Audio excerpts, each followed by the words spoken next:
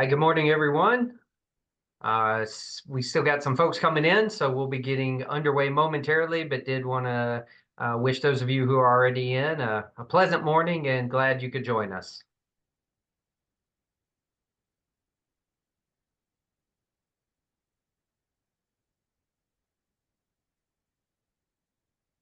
All right, it looks like that most of the attendees have been able to make it in, so we're going to go ahead and get started. For those of you who haven't had the chance to meet me, I am Guy Gaster. I'm the State Film Commissioner and here in Visit NC, and will be serving as our webinar host today. Very excited about what we have in a very timely matter that we'll be talking about here. So again, here's some contact information on who you'll be hearing from, including myself, but we will start the webinar with a little bit of an update on Visit NC's efforts following the hurricane from Scott Peacock, Director of Tourism Marketing. And then our keynote, if you will, for this webinar is Brian Lewis with New Frame and NCTIA, who will be talking about some best practices for working with your elected officials. Before we dive right in, I do want to give a quick update or reminder about our next webinar because it is a little unique in what we're doing. We have hired a Microsoft certified expert to come and talk to us about OneNote and using that program to get organized and be at the top of your game, if you will. So this is more of a professional development type webinar. It is a two-part series. The first session, or excuse me, part is our normal second Thursday, November 14th at 10 a.m. and it will run for 2 hours, so 10 to noon. And then part two of the series is the following Thursday, the 21st, also from 10 to noon. Part two will pick up directly where we leave off on part one. So you're strongly encouraged to attend both if you're able to. You can register for this at partners.visitnc.com under the webinars page, or of course you can find links in the news link each week.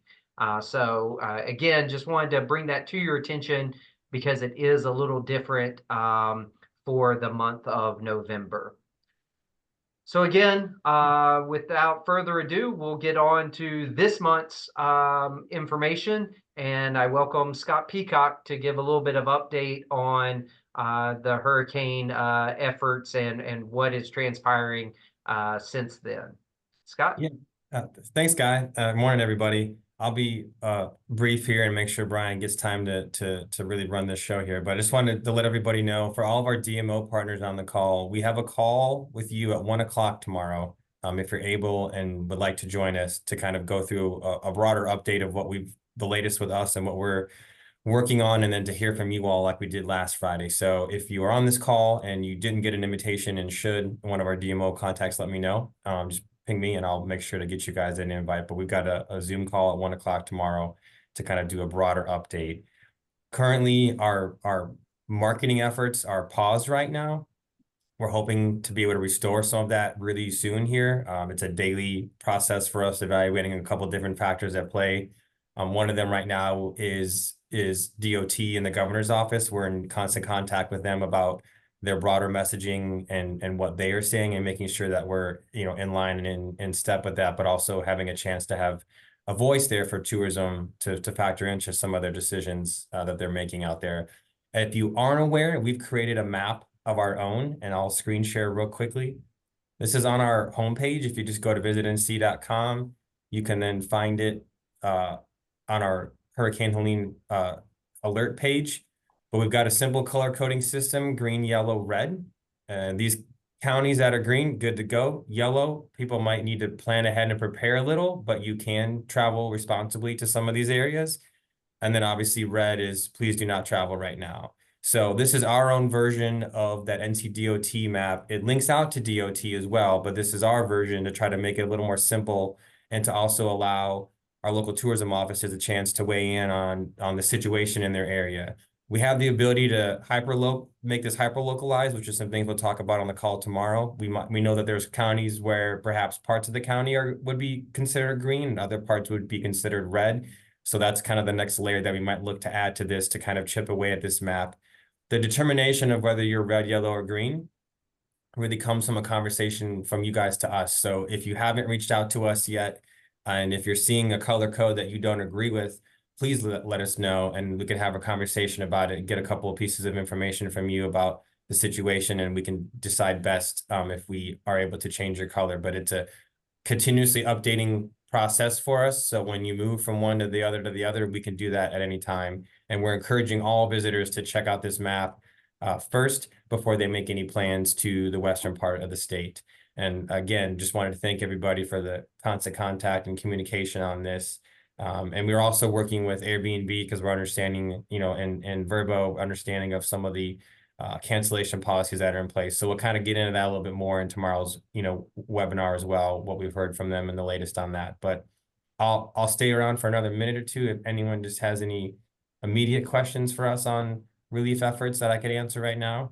And then if not, I'll concede my time back to Brian. If you have a question, throw it in the chat because I can't. Yeah. Sorry, I should have mentioned that up front. So we'll wait a minute. I failed as host on that end. But we did have one that while certain Helene has caused some impacts in the western part, what the question was, does Visit NC have a list particularly for people from Florida that might be coming up with the current Hurricane Milton, like available lodging, or are they working with Expedia like they have before? Yep. Great question. The same resources that we put into play before Helene, the Expedia page, the Airbnb page, to book, those are still in play. The call centers have all that information, the form that everybody filled out with possible options for lodging for things like horses and trailers and kind of the non-traditional lodging, all that the information that you gave us for Helene has been communicated out for Milton as well, to look at being able to assist with that. So thank you, everybody. But yes, we've been deploying those same tactics here to try to help any evacuees coming up from Florida, and suspect that we might have some more now that that storm has moved through, people that maybe didn't come this far north after hearing how rough things were down there may move a little bit further north. So yeah, keep us in the loop if there's anything in particular that you might have around that at all. That you want us to make sure we're communicating out to visitors as far as availability, et cetera. And then the other thing I might add related to that is if you're doing any kind of special rates or discounts for people that are being displaced from either storm, including residents in the western part of the state, let us know. We're happy to add those links to our advisory page. We've got one up there from Winston-Salem right now as a great example. So if anyone's doing anything like that, let us know. We're happy to help get the word out about that as well. Great question. All right, and there was one, I know you said contact us if there was a question about the map or the localizing part. Who specifically, is there a specific email or a specific person? Alert@visitnc.com, or you can email me directly, scott.peacock@visitnc.com. Either one of those will get it into to the right hands. So thank you, Guy. Good question.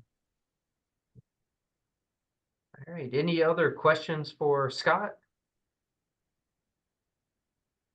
Okay, well, again, hopefully most of you can make the meeting tomorrow as well, and certainly there will be more in-depth information shared and on both sides, because we certainly need to hear from our partners as well to know what is truly taking place on the ground and how we can best help prepare folks and help you as well. So thank you, Scott. Appreciate you joining us. You bet. Thanks, everybody. Yeah.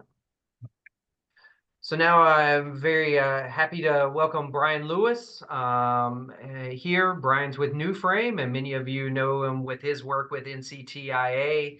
And this is something that Brian has been doing, talking about working with elected officials, has a workshop I'm sure, Brian, we didn't talk about this, but I don't think you'll mind if after this presentation, a specific DMO or organization is interested in having Brian possibly come and do a similar presentation for their board, or whoever. I'm sure he will gladly take that call, that inquiry on it. I know several of our partners have found it very beneficial, and I'm looking forward to hearing this as well. So without further ado, I'm going to turn it over to Brian. That said, same thing as before.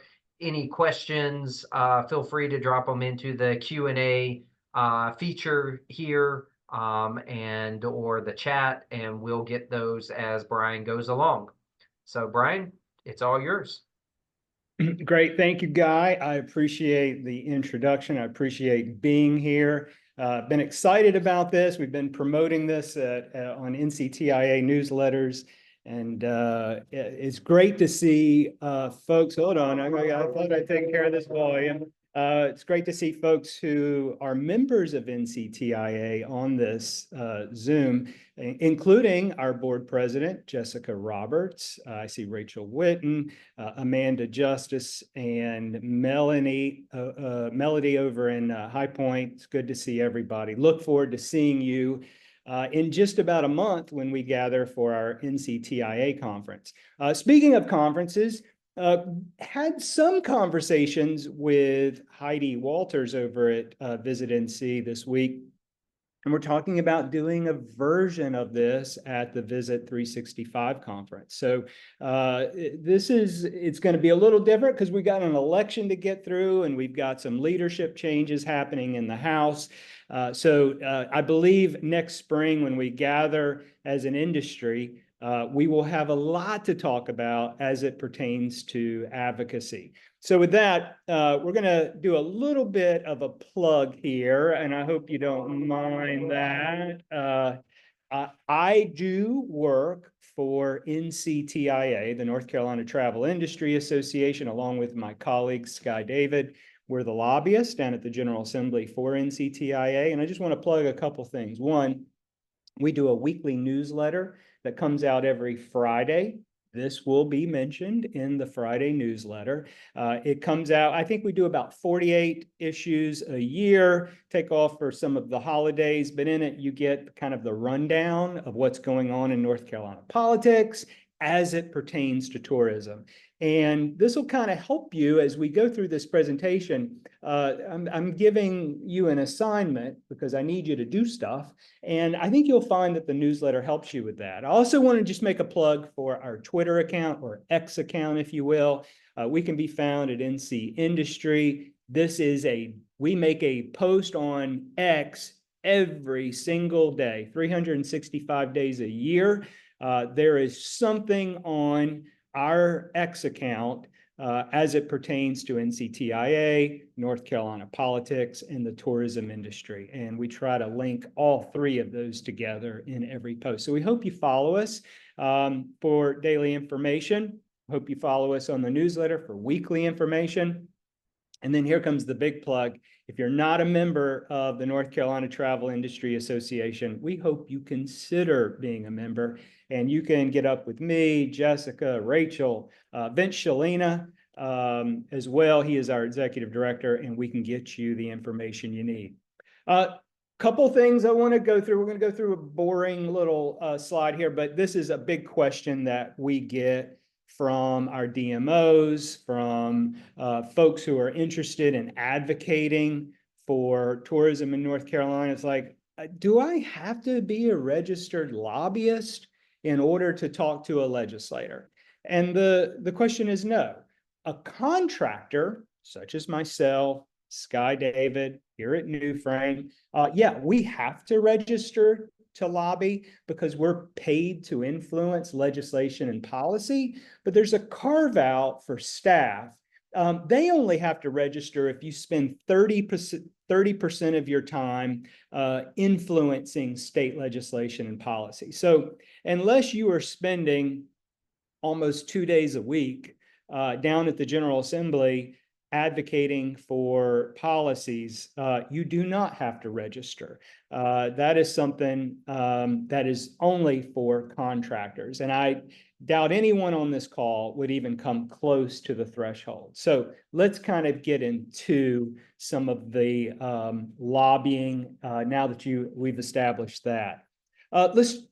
You've heard about the power dynamic, I'm sure, in the General Assembly. By the way, I just noticed that I gave Democrats control of the House. That is not the case. It's actually flipped. There are 48 Democrats and 72 Republicans, so I apologize for that. All my Republican friends, you are in charge of the General Assembly.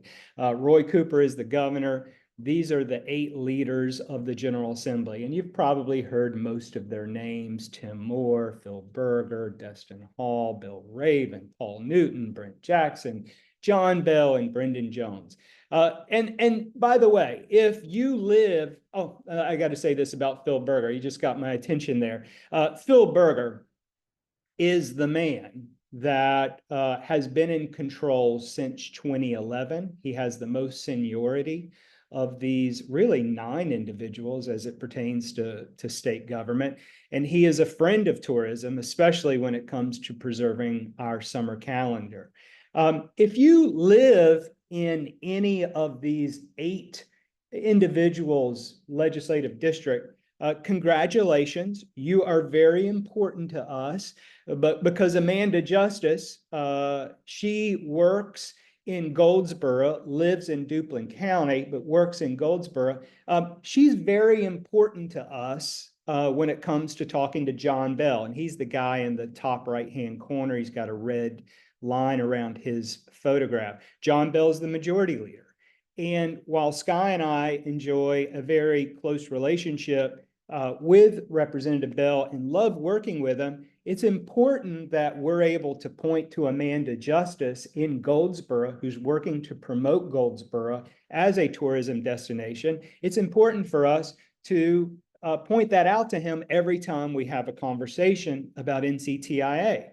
And by the way, there's so many 6 degrees of separation as it pertains to John Bell and Amanda Justice. Their offices are near each other.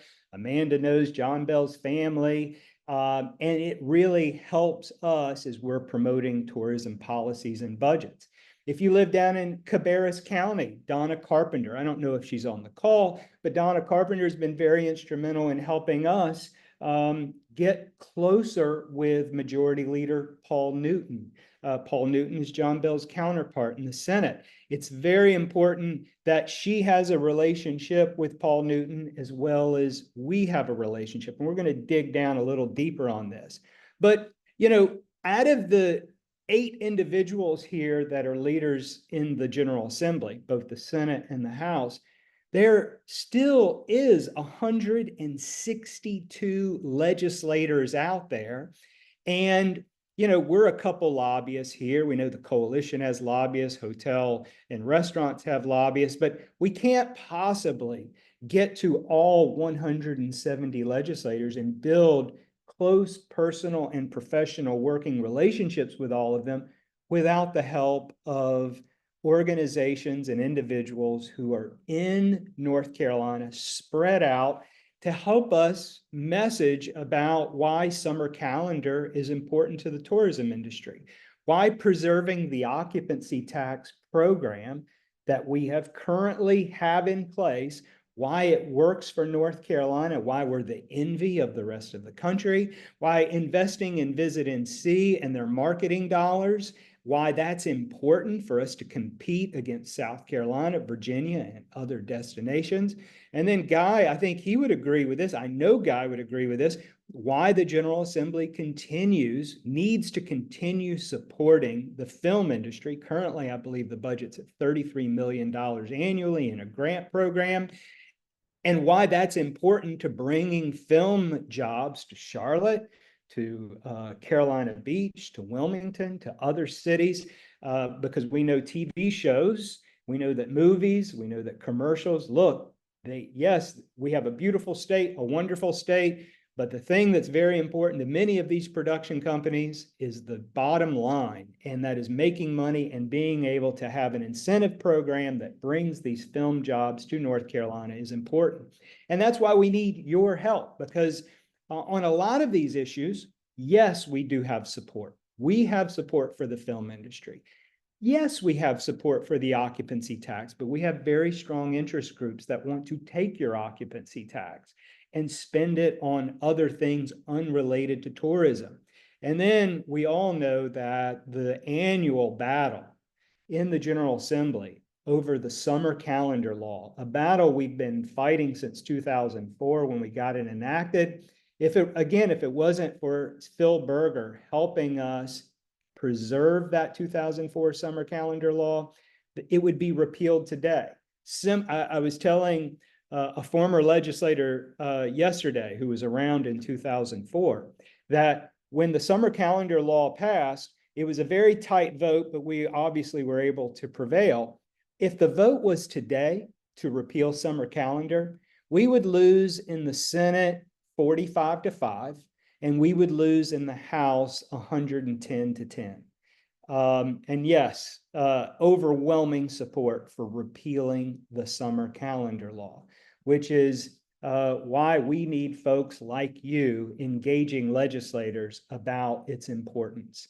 So let's talk about the triangle of influence, that the model that we work with when we're talking to our members at NCTIA. Obviously, tourism professionals. You on this call, you are the most important information, data, and storytellers that we have. You know what's going on the ground in High Point, Melody Burnett. You know what's going on.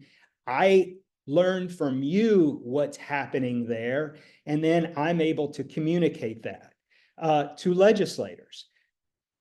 So you have tourism professionals, you have legislators who actually make the decision of yes or no on this policy, yes or no on this budget. And then you have lobbyists who, of course, are talking to tourism professionals. We're then talking to legislators, and legislators need to be talking to you. And that's what this is about today. So I want to show you something, and I'm a little embarrassed here because it's a text message between me and a state senator. And I'm going to drop it in here. This is from 2022. And you're going to see a lobbyist kind of sucking up to a legislator here. Yes, doing that. But there's also something very key in this text message that I'm having with Senator Michael Lee. He had reached out, he wanted to have a meeting, and he was asking if the North Carolina Travel Industry Association included the CVB in New Hanover County. And I said, yeah, Kim Huffam. She's my local CVB person there. Oh, let's try to catch up Friday after 1 o'clock. If that's okay, that's perfect. I'll give you a ring. This is where I'm sucking up. By the way, congratulations on the election win. I know it was unpleasant, blah, blah, blah. You did a great job. The most important person in this conversation that I'm citing is Kim Huffam in New Hanover County. That's where my power as a lobbyist comes from. And I know television, books, and movies portrays lobbyists as in the back room, smoking a cigar, drinking a bourbon, sliding a bag of money across the table and saying, Senator, how can we get this done? Well, that's really not how lobbying works. It makes for great television, great movies, and great books. But a lot of it is saying, hey, I know someone in your district that can vote for you and can vote against you and can tell their friends and their sphere of influence that you're a good senator or an okay senator or someone that really doesn't support tourism. That's where the power of a lobbyist comes from.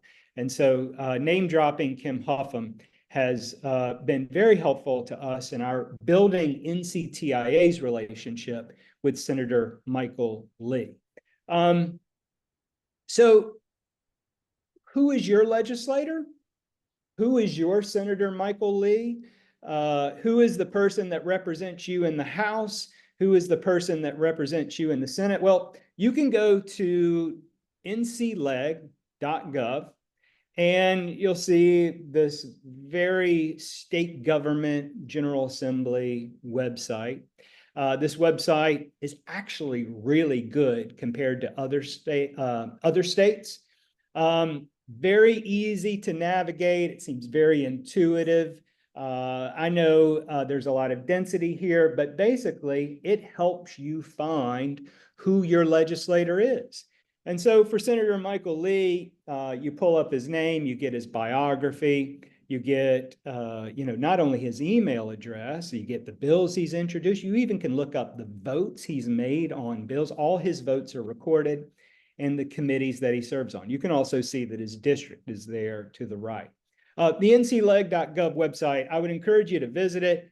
And your first assignment is figure out, you don't have to do it now, do it later because we're only on this for another half hour. Find out who your House member is, who your Senate member is. Now, you're thinking, well, what am I going to do with that? You're looking at your computer, you've pulled it all up. What we're asking you to do for your second assignment is to reach out to your Senator Lee, whoever that is. So I just wrote a letter this morning to Senator Lee from Kim Huffam. Look at her right here. She's just plugging along here. Senator Lee, I live in your Senate district and would like the opportunity to meet with you about the upcoming legislative session. By the way, that starts in January 2025. Our lobbyists, Brian Lewis and Sky David, said it is likely that you will consider legislation about occupancy tax, school calendar, and workforce development in the coming months. I can come to Raleigh or meet you here in New Hanover County. Thank you for the opportunity to speak with you, Kim Huffam. This is a simple message that we would like for all of you to write to your House member and your Senate member, because going back to that iron triangle we showed, we're talking to your legislators. We're talking to all 107. Do we have as close a relationship with all of them as we do others? No, but we know that you can help us do that by reaching out and requesting these meetings. But it's as simple as that. It might require a follow-up. It might require that you give them a call. You might have to maybe even reach out to them when you see them in your community. But we're asking that all of you, in addition to looking up who your representative, who your senator is, it's as easy as inviting them to have a meeting prior to the General Assembly starting. Now, the meeting has been scheduled. Michael Lee writes back to Kim Huffam and says, yeah, we're coming back in January. We are going to take up these issues. Appreciate the kind words from Brian and Sky. And thank you for saying that we said something nice about them. That helps us. Yes, let's sit down at Carolina Beach at the coffee shop there and have a conversation. Now, prior to this meeting happening, we're asking you to do a little bit of research on who you're meeting with. Now, we call this the 6 degrees of separation exercise, and we don't have time to go through how we do this, but we're going to kind of give you the truncated version here. There is so much information online about all of these characters in North Carolina politics, their occupations, their interests, their issues, the churches they attend, the colleges they went to, their background, who their donors are listed on www.ncsb.gov. You can find out every single donor to Senator Michael Lee. Or Jessica, you can see every donor to Representative Kyle Hall or to Sarah Stevens. It's all online. And of course, you can use Google.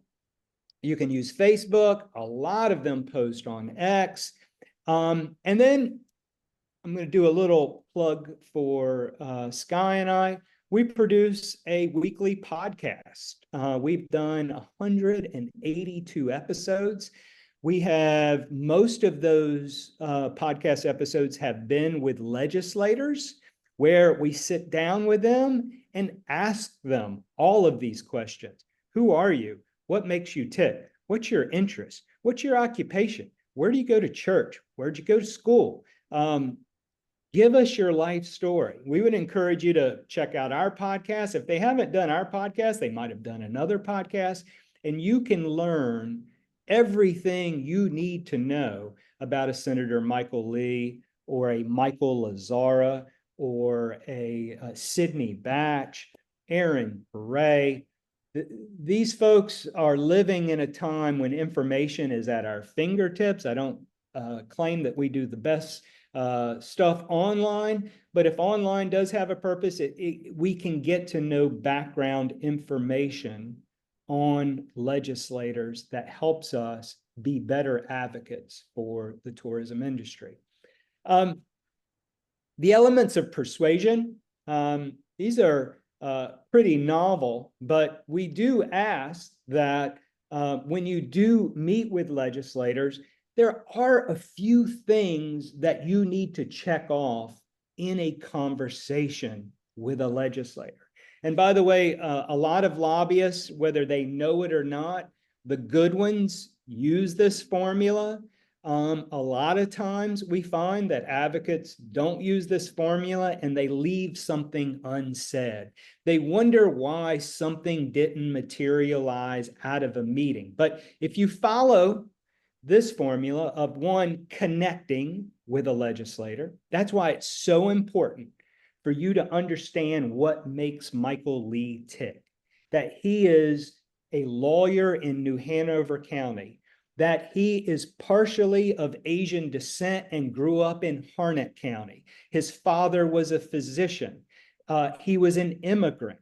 It is that he has a son with a profound disability. And it is what energizes Senator Michael Lee to put so much time and effort into retooling the way we do public education in North Carolina. If you can find something to connect with Michael Lee on, you are going to have a better conversation. Senator Lee also needs to hear you define the problem. The problem at Carolina Beach right now is that we had an unnamed storm demolish it. And Kim will tell you that tourism has taken it on the chin over the last 3 weeks. Not to diminish anything happening with Helene. If you're talking to a Western North Carolina legislator and you're in Western North Carolina serving that tourism industry, you need to talk about what Helene is doing to the fall tourism season, defining the problem. You are also trying to get this legislator to have empathy with you.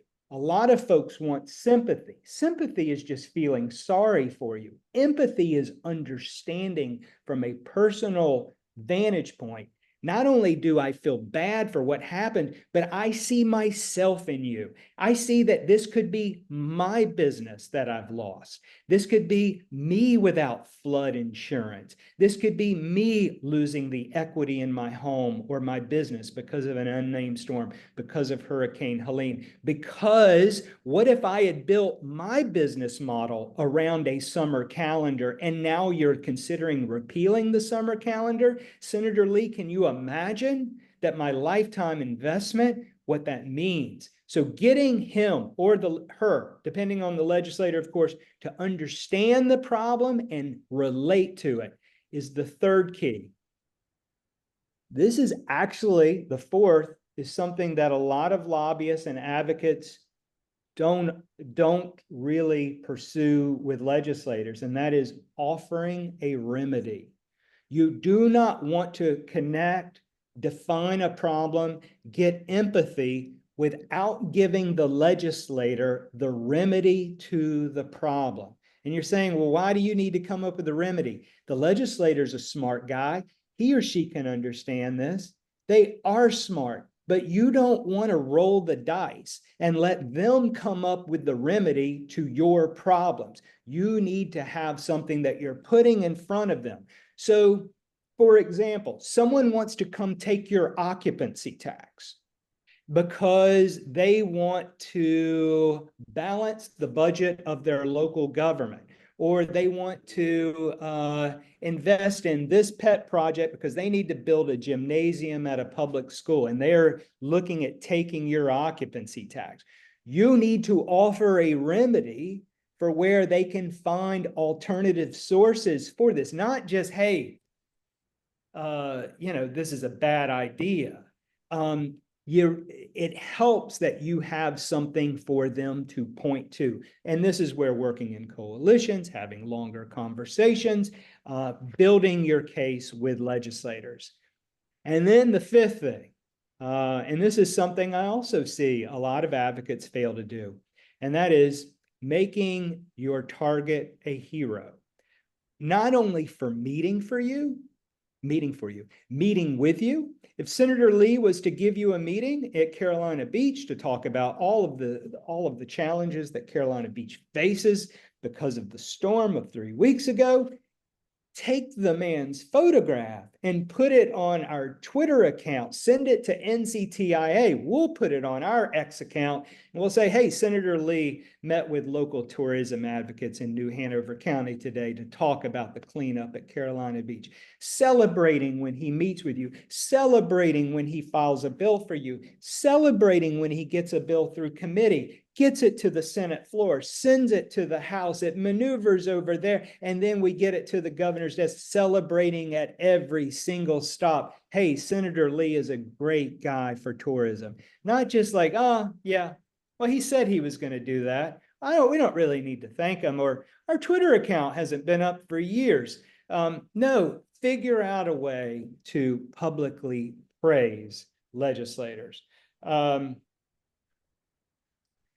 Rules of engagement with legislators. I want to talk a little bit about, we gave you the elements of persuasion, just some things to be aware of when you're talking to legislators. And these are best practices. This is a photograph of Representative Brian Turner, Western North Carolina, a Democrat who's also very supportive of North Carolina tourism. Here he is meeting with some local constituents.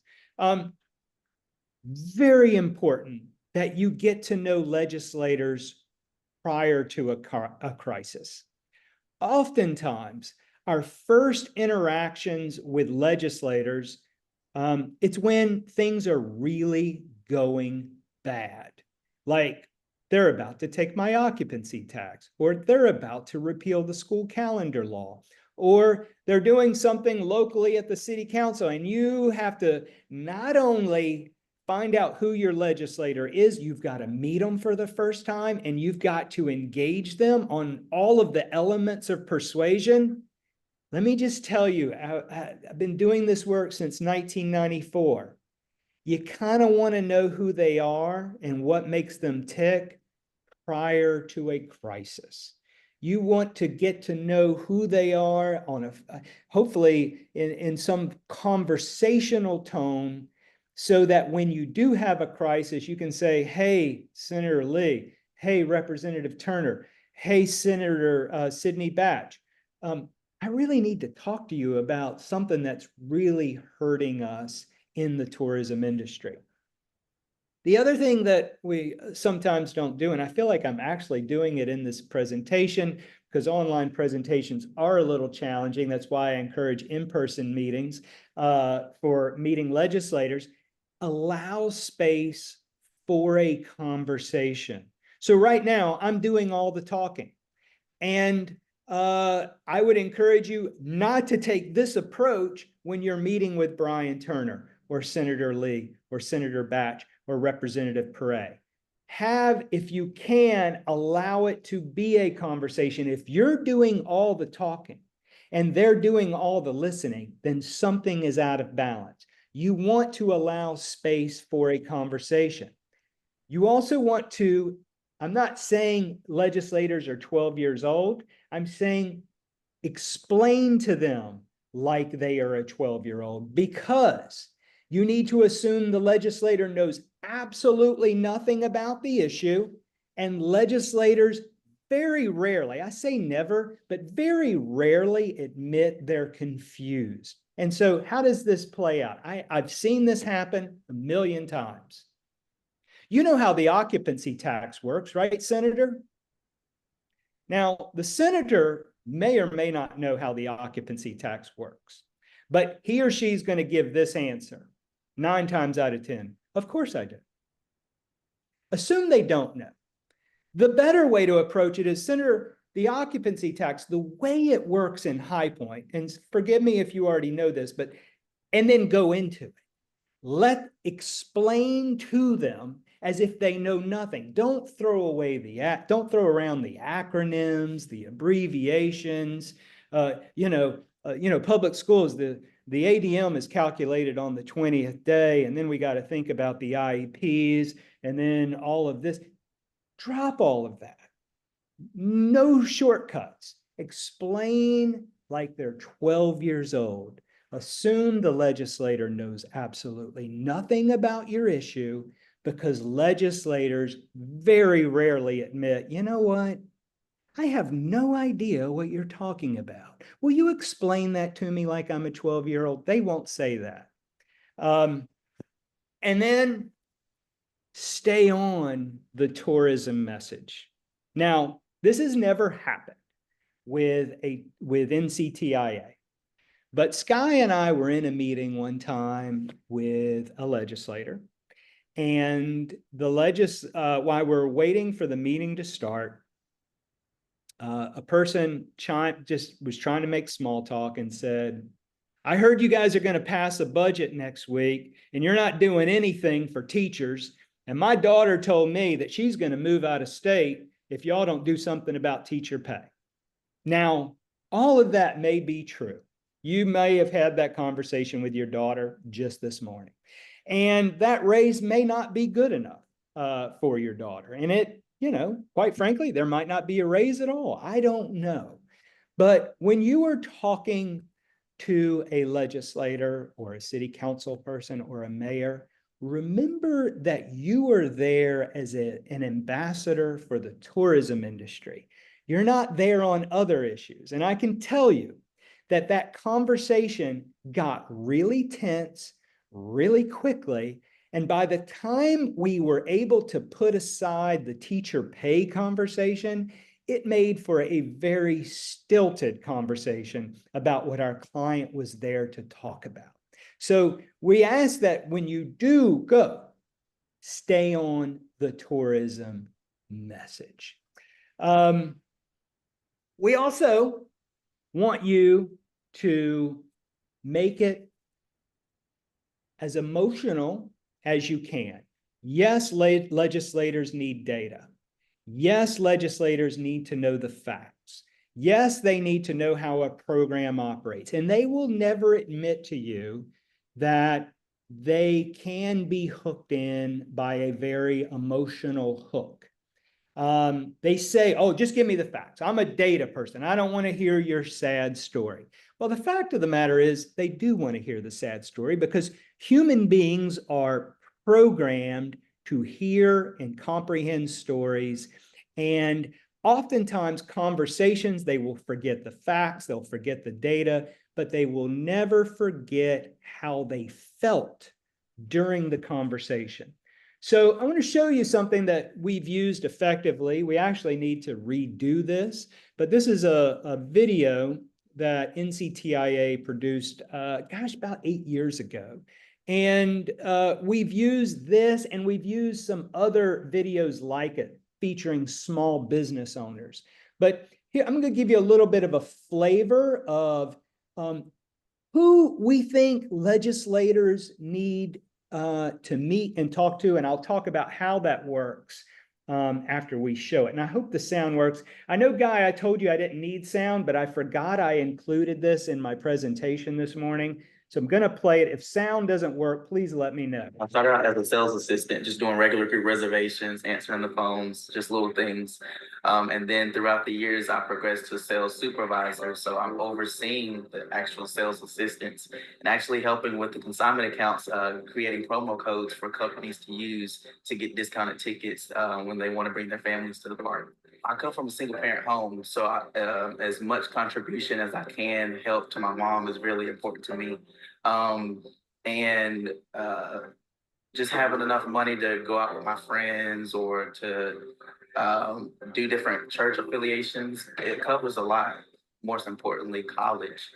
I don't have $50,000 just to pay for my books and tuition and rooming and meal plans. So it's really important that I save my money and use it wisely.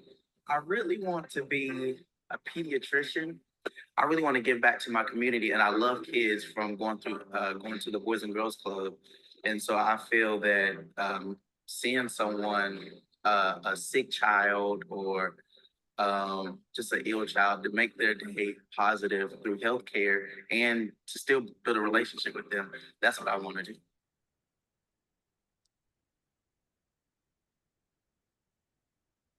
Take a semester in my shoes. During the fall, I really don't have time to go to work because I'm so focused on school. So I really have dedicated my summer to work, and that's the only time that I can make money and save for college. And plus, it puts more of a strain on my mom because now, once she has divided all the money for the bills, she doesn't have money to put into a college fund.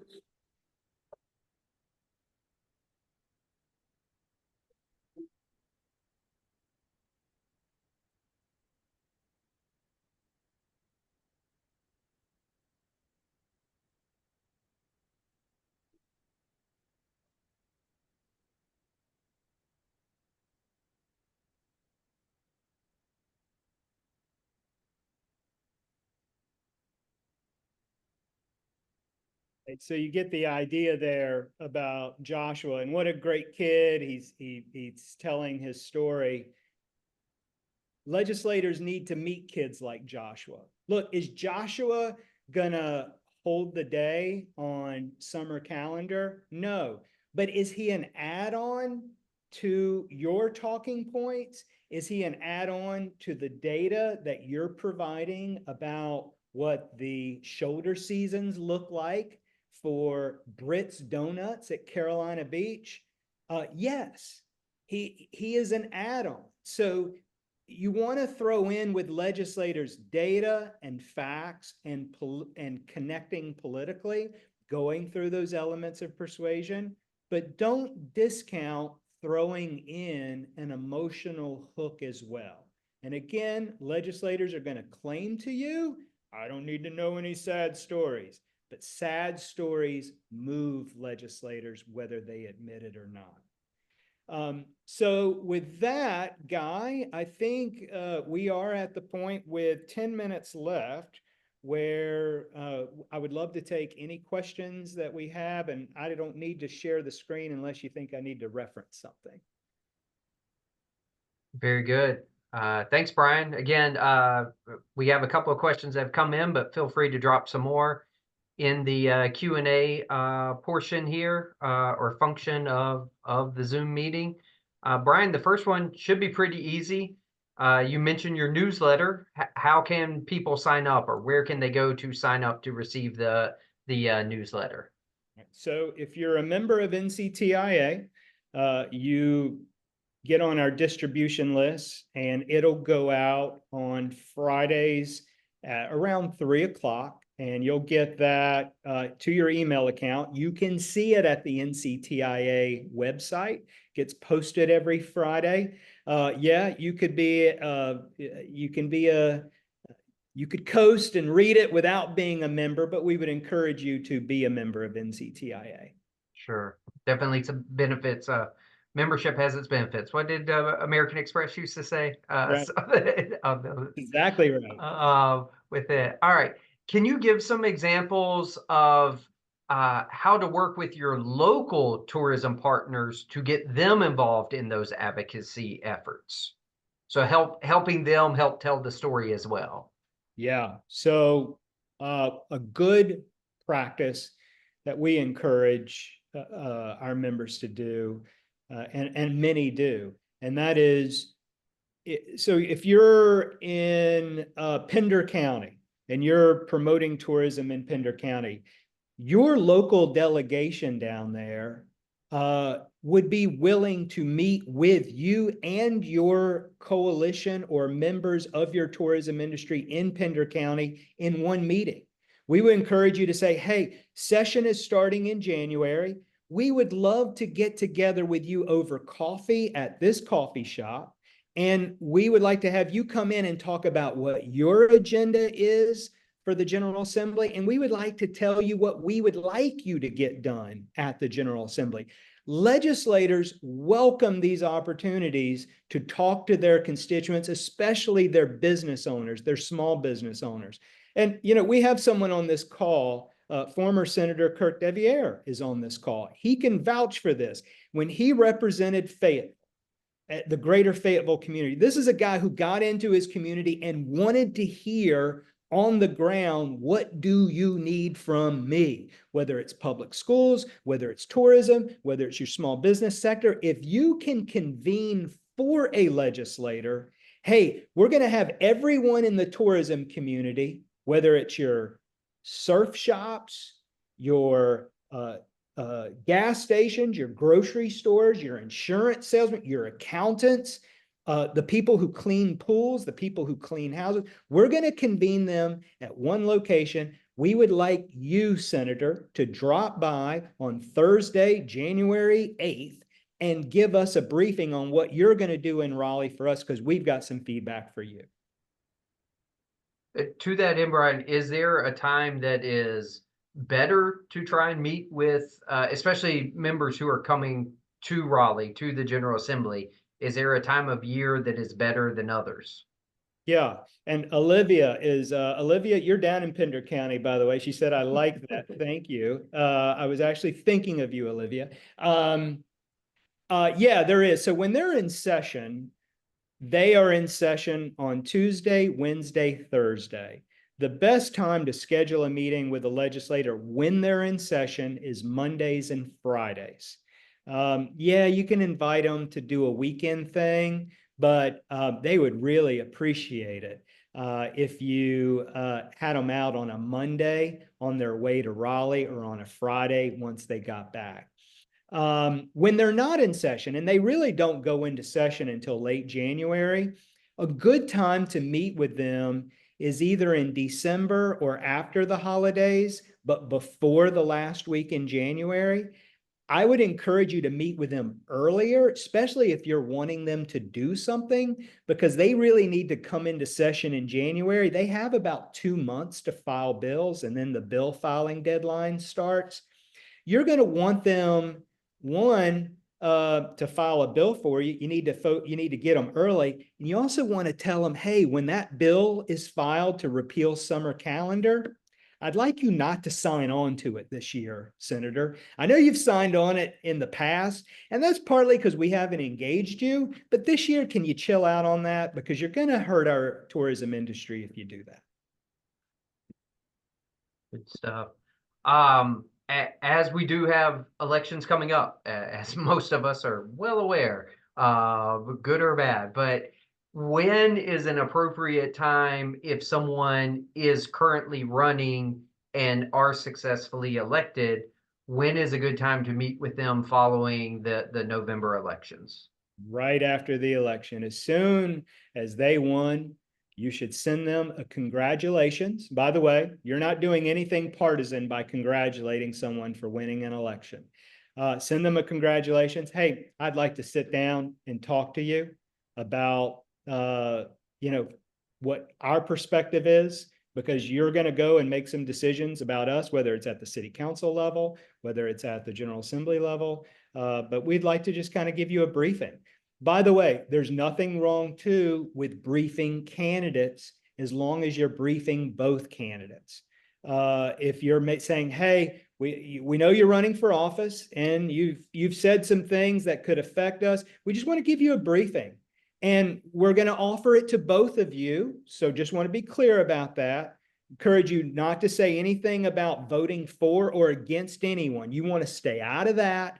Just, you are a fact giver. That's all you're doing. That's great. All right, I'm going to leave it open just in case there's any last questions. But Brian, I know we've shared it. You've mentioned it, but best way to reach you contact wise. You want to share that again? Sure. Our website is new-frame.com. You could also go to dopoliticsbetter.com. You can look for our podcast, Do Politics Better, on any podcast platform. Comes out every Thursday. I can be reached by email at brian@new-frame.com. And we're on X at New Frame Inc. We're on Instagram, Brian Lobbies. And if I'm also on Facebook. You would be hard pressed if you can't find me. I'm out there somewhere. Very good. I got his email up here with that glorious picture as well on that. So, Brian, I really, really appreciate you joining us today. I hope those who were with us, you certainly gave some great tips and some very actionable items that are easy steps to take. Thank you again, and again, encourage you if you enjoyed this. Want to know more, reach out to Brian. He does these sessions for individual DMOs and different organizations. So I'm sure he'd be happy to talk with you about that. And we're continuing to look at ways we can use his expertise at some of our bigger functions, including the State Tourism Conference. So be on the lookout for that. And as we conclude, again, our next webinar, if you want to know about OneNote, that's been a big one, and I'm super excited. Even if I'm the only one here, I can't wait for it. But if you want to know how to use OneNote with all your Microsoft Office suite and getting organized, this is for you. November. It is a two-part series. First one on November 14th, and then the following Thursday, November 21st. Registration is now open, and this is free. And also, this is available to anyone. So if there are tourism partners that you work with, or even some of your city or county officials that you think might be interested, particularly in this OneNote webinar, they are welcome to join. Brian, again, thank you so much for joining us this week. Thank you all for joining Brian and I, as well as Scott. And we look forward to talking with you again soon. Have a great day, everyone. See ya.